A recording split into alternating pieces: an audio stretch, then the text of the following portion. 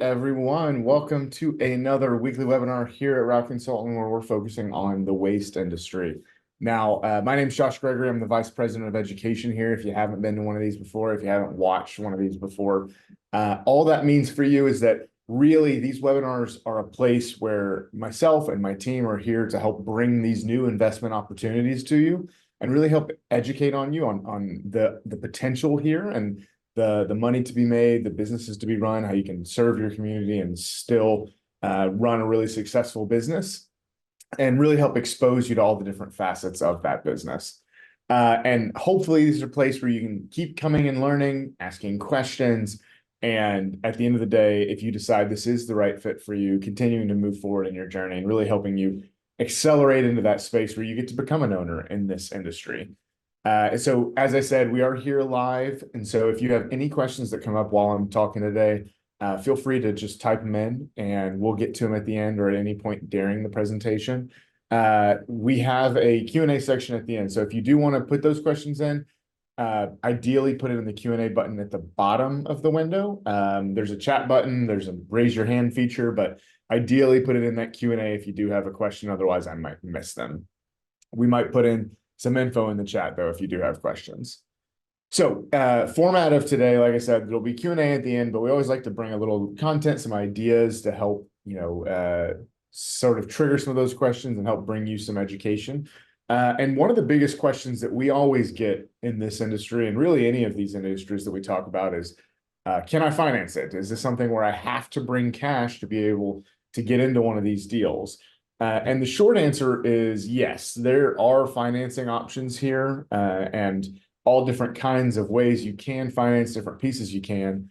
But there are some caveats, and there's no one size fits all approach when it comes to financing because of the difference in your background and the difference in the different kinds of businesses that exist in this industry.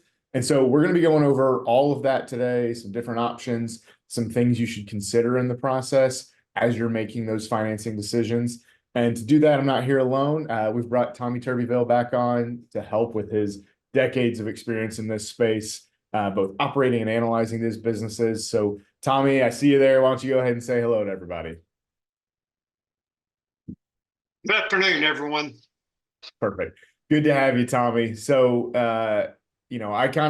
I started it. I gave you kind of the background, but before we get into full financing of businesses, let's start smaller. Let's just talk about the vehicles. Can you finance those? Have you seen people buy them outright versus finance? What should people think about there? Well, most people finance because reality is it's better if you can just buy it outright, but that's not very realistic. Yeah. Unless you've been in business for a long time. So, most people on the trucks do finance. And when you say it's not realistic, what's the reason for it? Well, it's the cost of the vehicles for the most part, and just having that, if you're buying a company, then you use up a lot of your own personal capital to get that going and get it started, and to have the additional capital. It just takes time. But it is very possible in this industry after you've been in it for a few years to build that up. Yeah. And do you find most people are financing new vehicles or used or a mix? What's kind of the thought process there? Well, it's some of both. The ideal situation is to have a mix, because what you don't want to have is have an entire fleet of old trucks that are constantly having issues. And it's one of those things that over time, as you're financing and they come off the books and you've done a good maintenance program on them, at that point, that's when you can really start building up some cash when you're not paying that monthly fee. So you want to be able to mix that in. You don't, you want a good variety. If you have, if you're running a business with 5 routes, you need to have about every 2-year increments is where you really want to get to when you're at that point. And you're saying every 2 years bring in a new additional vehicle, like a new one to replace one of your existing ones, or that vehicles only last 2 years? No, I would say bring in a new one about every 2 years, where you have one that's 2 years, less than 2 years old, and one that's around 10 years old. So, because the trucks are going to last 7 to 10 years, some a few years more if you take good care of them. Yeah. And so for the most part, and we'll talk about financing options and things to think about there, but for the most part, your trucks are going to last longer than your payments. And so like what you're saying, the kind of the tail end of the life, the back half of the life of the vehicle is when you're in the kind of the gravy zone where you're not paying on the payments anymore, but you're still generating revenue on it. But depending on how well you've set up your maintenance strategy is how long those vehicles are going to keep going and how long that the tail end of the life of that truck actually lasts. Yeah, absolutely. And these are diesel, so there you may have some vehicles, depending on if you have any smaller vehicles from for any kind of residential deliveries that may not be diesel, but for the most part, I would assume these vehicles are diesel, right? Yeah, the vast majority of them.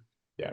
So diesels are also going to last a little bit longer. There's some maintenance things to think about when it comes to diesel, but in general, you're going to get a little more life out of those vehicles. So when you're thinking about financing, those are all kind of good numbers and timelines to think about to compare when you're getting those initial financing terms, which we'll talk about.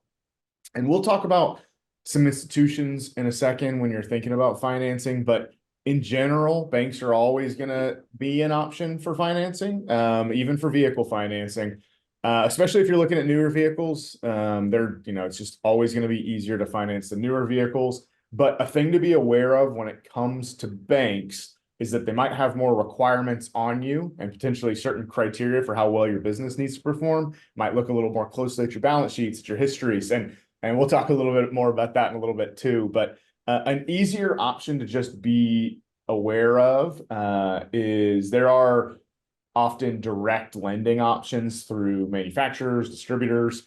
They will offer financing options that are through their company.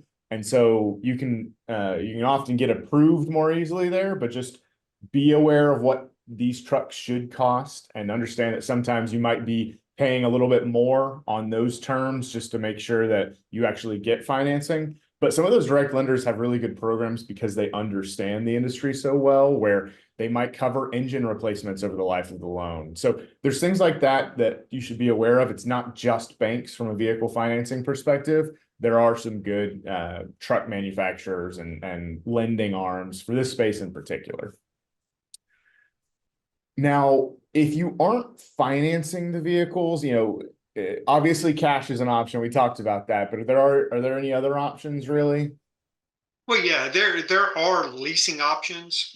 Personally, I'm not a huge fan of the leasing options, but there are things. The upfront cost, is much less. But one of the big things for me is, as we just spoke, is you don't have ownership of the vehicle. So when the lease is over, you're turning the vehicle back over. Yes, they have buyout options, but those are extremely expensive. And over the sustaining your cost over the long term, I'm not a fan of leasing, but it is an option, if you need to go that route. And one of the things you mentioned there, so at the end of the life, with leasing, you don't get to own the vehicle. For your used vehicles that you've used in your fleet, how difficult is it to actually sell those vehicles to get any kind of residual value since they are kind of specialized? Well, it's really not that difficult. Again, there are thousands of waste businesses across the country, and distributors are always looking for vehicles because some folks, that's all they can afford. They all they can afford is a used vehicle, and so moving used vehicles is not difficult in this industry at all. Yeah. Okay. That's great to hear. Cause yeah, I mean, that would be my concern, if I'm like, I don't know how hard it is to sell a used garbage truck on the market. So that's good to hear. Cause it means that there is some residual value at the end of the life of your vehicle that you can recover and recuperate as you're thinking about, I got to buy a new vehicle now. Well, at least there's some of the value that you're going to get from selling your old one.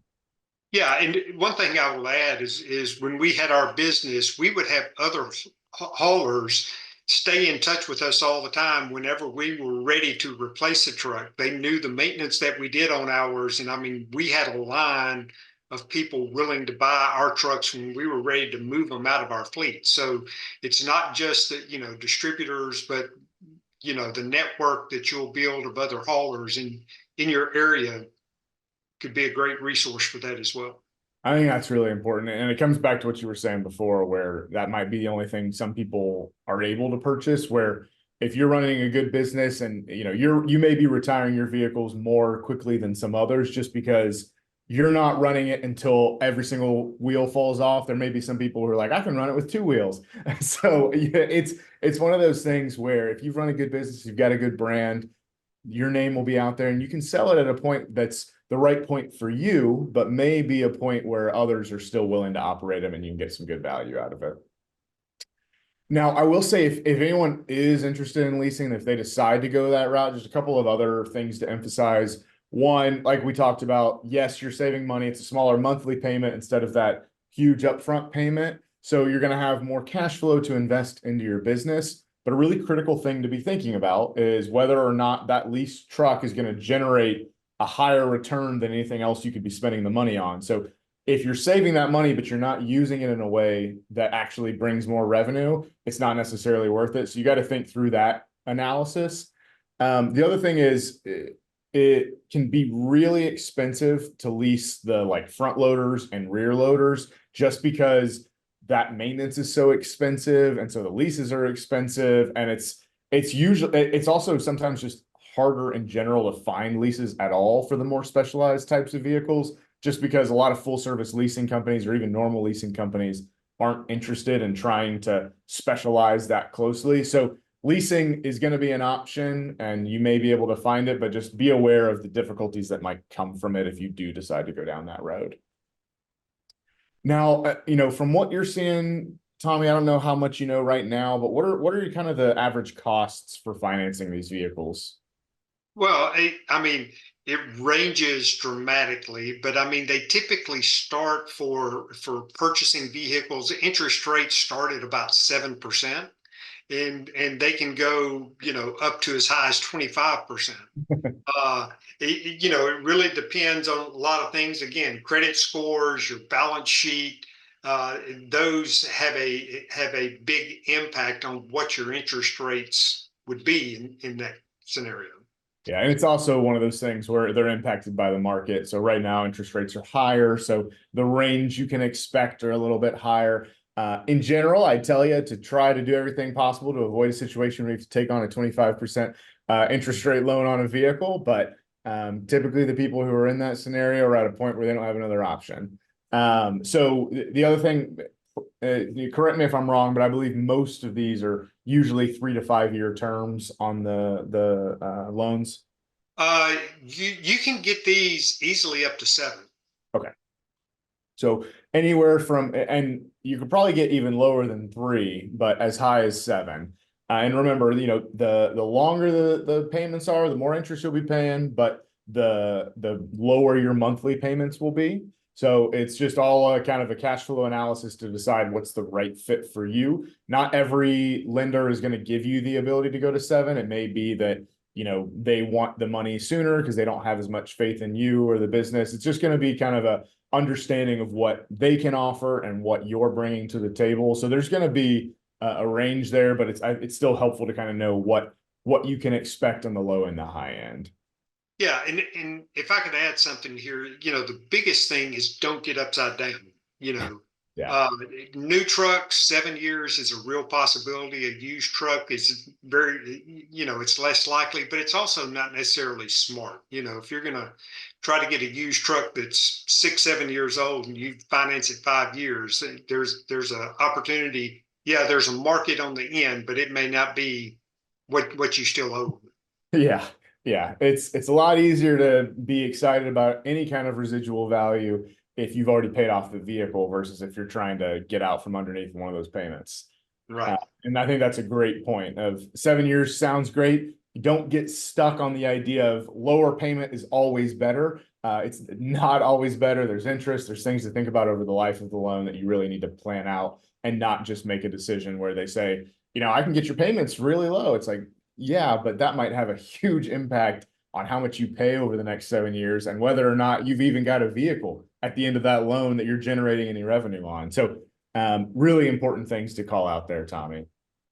So we've talked about vehicles. Let's talk more about the actual business. So first at kind of just a ground level, how much capital do you really think you need to start up one of these businesses? Well, it really goes to your monthly operating expenses.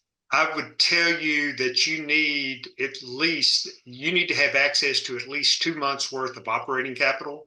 3 months is ideal.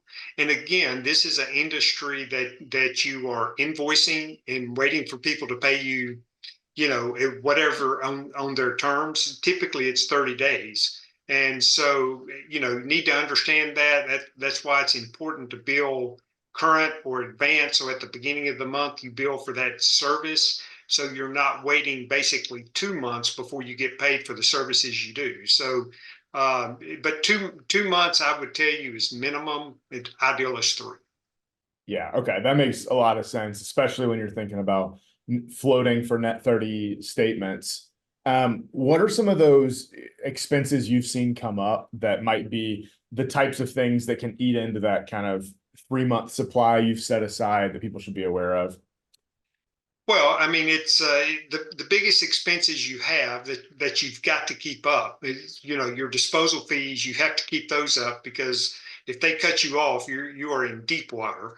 Yeah. Uh, but it's really the biggest thing is going to be if you own a major repair on a piece of equipment. I mean, that is really the biggest item. Or if you get behind the 8 ball on your staffing and your hiring and have to really spend a lot of money to get your name out, to get a flow of applicants in, those are really the two biggest items that can have a negative impact on that initially. Yeah, perfect. Yeah. And I think that's important to think through because, we didn't say an exact dollar amount you need. It's more about understanding what you'll need for a few months, and that's going to vary business to business. And so if you're trying to get into a really large size waste business, that means you need access to more capital early, or some kind of way to secure it, some kind of lending that you can get access to. Now, if people are trying to start up one of these businesses, get into it from kind of the ground level, what types of companies can they partner with to get that financing? Well, there's definitely the local banks. A whole lot of times on a startup, some of the more local banks will work with you in ways other banks won't. But then there's national banks and there's online lenders now that get involved. And some of those are good deals, and some of them are not so good deals. But those are your options. There's private equity firms. Again, those are a lot more challenging, and even in some cases, more challenging is sometimes there's individuals that's willing to loan money to get a return. Typically, those rates are going to be a little higher, but if you have the right connections, that's also a possibility. Yeah. Do you see much private equity movement in this space? You see some. There is a lot of private equity firms that get involved in buying companies to turn around and sell them. Yeah. So you see a lot of private equity in that regard. But they'll also work with folks. Again, private equities are there for a reason, and so there are those options. Yeah. And if it's whether it's individual or private equity, that's going to come down typically to the connections that you have, or sometimes maybe you're just a really good storyteller and you can secure those funds. But if you've got those skills, you know it, and kind of to lean on that as an option. I'll say if let's say you're actually looking at purchasing an existing company, there's definitely options there too. Just there's the banking side. So just like Tommy said, there's local, regional, national banks. A couple of things to be aware of when it comes to those types of banks. If the more local it is, the easier it is for you to know who's actually running the bank, who's going to have final sign off on your loan. And so those are going to be the ones that are typically more likely to actually happen, because especially if this is a new industry for you, or maybe it's a tangential industry for you, where it's not something where you've done waste for 10 years.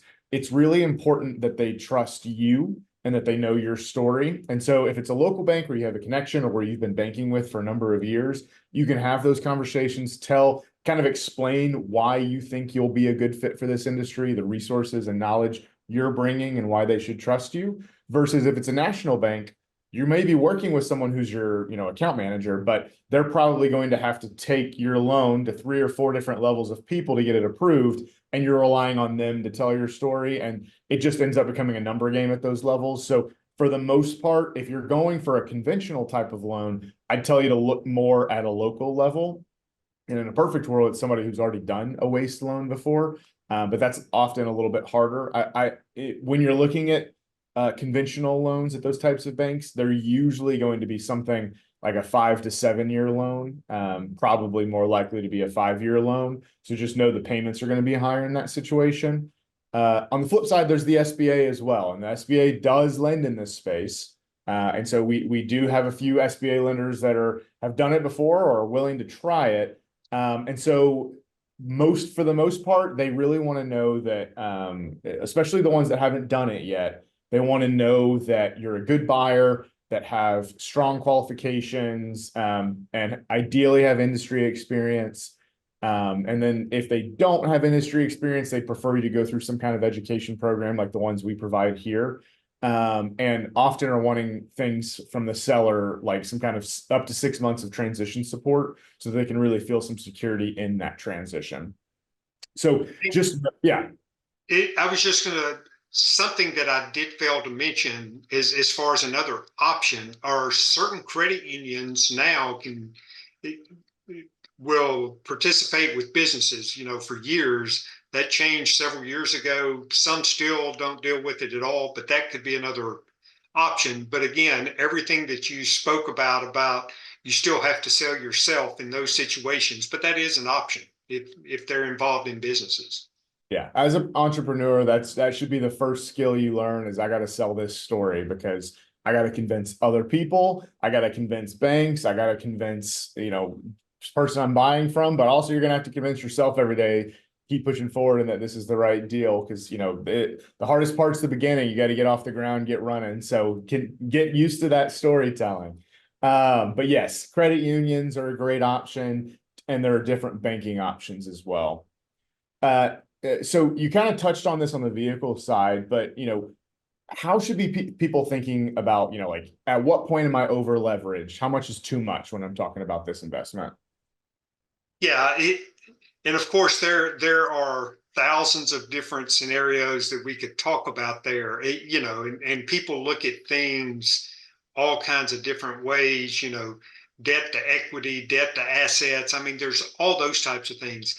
Here is my simple rule of thumb: is within 12 to 24 months, typically it's 18 to 24, you need to have 2 to 3 months of your operating expenses in cash. Once you get there, then make sure you maintain it. But it's going to be hard if you're a startup or even in buying to get to that point in less than 12 months. But 18 to 24 months, if you're struggling to get that, chances are you're over leveraged. Yeah. Yeah. And just like you said, I think that's a great rule of thumb, but there's always going to be, what are your goals for the business, for the growth plan, for the cash flow? And there's things to think through there. In a lot of ways we can strategize and help you think through that kind of marketing plan. So just as a last thing here, it's one of the payments we see the most often. So if you're thinking about fuel, do you see most people pay that with cash debit cards or credit cards or anything else? What's kind of the typical there? Yeah, most of them are specific fuel cards, and it's not just the issue of you don't want to be handing cash or reimbursing employees, when they fuel up, because it's every day. But it's also the additional tools that you get from actually being on a fuel card program to help you manage the entirety of your fleet and maintain control of your fuel cost, which again is a major expense. Yeah, and we have a card here that the RC fuel card is one that applies for this space. Discounts on on diesel, sure, but just like Tommy said, the most important thing a fuel card needs to do, obviously it needs to give you some kind of discount, but you need to have protections from fraud and tools to track how your trucks and employees are trending so that you can know when something's wrong, where you're losing money. But yes, I know people that use credit cards, and credit cards are fine for points, but I've seen too many different ways that truck drivers have found ways to cheat credit cards. And I've seen them where they'll have somebody pull it behind them, so they'll fill it for themselves, fill up the person behind them, and it's very difficult to know that just from a credit card. Whereas from the RCPA fuel card, you can set things like, I know my truck can only hold 100 gallons, so if I see this driver fill up 150 gallons, it's impossible and something went wrong. I know people too who have had drivers that will go to a pump and say, but they'll go into the actual to the counter and say, hey, can I put $50 on pump 5? And then they'll come back in and say, actually, I only need this $30. Can you just give me the rest back as cash? And that is almost impossible to track compared on a credit card. So there's all kinds of clever ways people will get around it. That's why you really need protection, because it may feel like a small leak, but those add up. But you're spending a lot on fuel over the course of a year and over the course of your whole business. So you want to keep and hold on to that margin. Yeah, or your trucks run diesel, but somehow your card got used for regular gas. Yep, exactly. And either that means they're stealing it, or that means your truck's broken. So neither are great. Right. Yeah, perfect. So that's what we wanted to focus on today. And at the end of the day, the big thing I just want everybody to realize is there are a bunch of financing options available. And so it's going to come down to what kind of capital you have, how much additional that you need, and then how leveraged you really want to be in your business. We have partners in every one of these areas that we can connect you with. So just reach out to us if you have any questions on next steps with financing on any of this. And reaching out to us is as easy as info@routeconsultant.com. Now, if you're still trying to figure out your way into this space and you want to find more about pursuing an opportunity here, we do have free 101 training on our website. And then if you decide that you want to learn more, we've got kind of the next step is our new investor summits that we host, where you can sign up, and it's basically, you'll get like the 201 level of digital content where we're really trying to teach you as much as we can about the industry. But beyond that digital content, there are also in-person workshops that come with it, where you can come into our offices in Nashville, you can meet my team, you can meet Tommy, and really have all of your specific questions answered about the industry, so that you can come out of that feeling really confident that this is the right space for you. Or not, that's still a win. If you come in and only spend one day to find out it's the wrong fit, it's a lot better than spending a few years to find out it's the wrong fit. So we still consider that a win. And then if you're already an operator, or you're about to be an operator, there's ways where you can work with Tommy and I to get weekly guidance and coaching to make sure that you're on the right track and you're remaining profitable and growing in your profitability over time. So like I said, there's all of that. So if you have questions on any of that, reach out to our team. We're happy to give you all the details. Thanks. And Tommy, thanks so much for being here. And we will see you not next week, because you're at the Waste Expo. So next week we will not have it, because we'll be in Vegas at the Waste Expo. But other than that, we will see you all next week. Or 2 weeks from now. So sounds good. Thanks, Josh. See you, Tommy.